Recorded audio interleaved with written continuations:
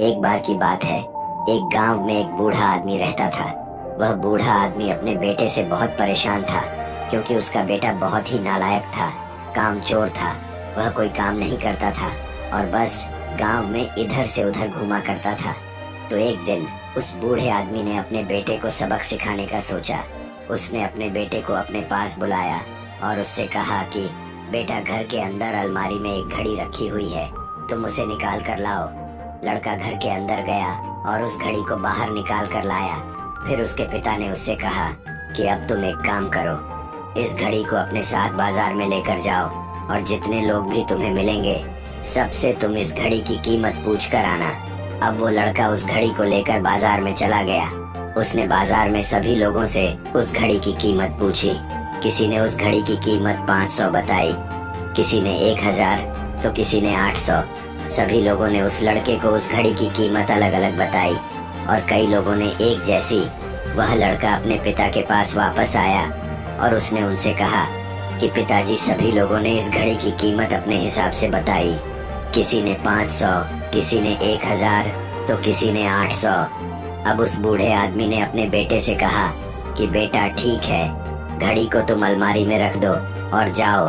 अब अगले दिन फिर से उस बूढ़े आदमी ने अपने बेटे को अपने पास बुलाया और उसे फिर से अलमारी से घड़ी लाने को कहा। लड़का फिर जाता है और अलमारी से घड़ी निकाल कर लाता है।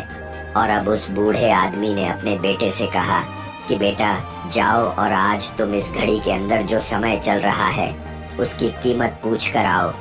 लड़के को समझ नहीं आ रहा था कि उसके पिताजी उससे क्या करवाना चाह रहे हैं।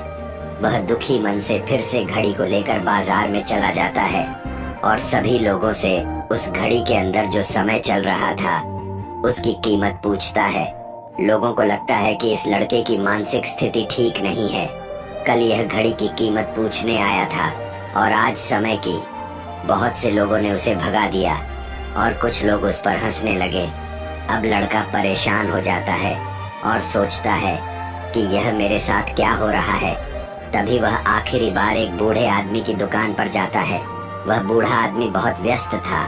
वह लड़के का सवाल सुनते ही समझ गया कि लड़का उससे क्या पूछना चाह रहा है।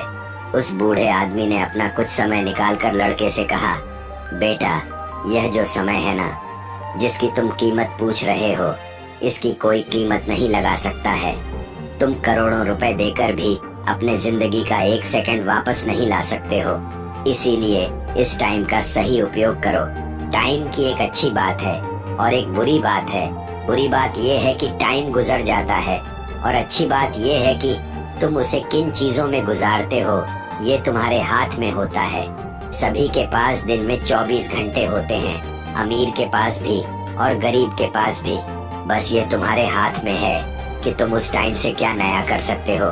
तो अपने एक एक पल का हिसाब रखो कि तुम उन्हें किन चीजों में उड़ा रहे हो। उस बूढ़े आदमी की बात सुनकर उस लड़के की आंखें खुल सी गईं, मानो उसमें एक बड़ा बदलाव सा आ गया हो। और फिर वह अपने पिताजी के पास उस घड़ी को लेकर गया और उन्हें सारी बात बताई। और उस दिन के बाद से उस लड़के की जिंदगी बदल गई। दोस्तों कहते हैं कि टाइम सबके लिए फ्री है, लेकिन वह प्राइसलेस है, वह कीमती है।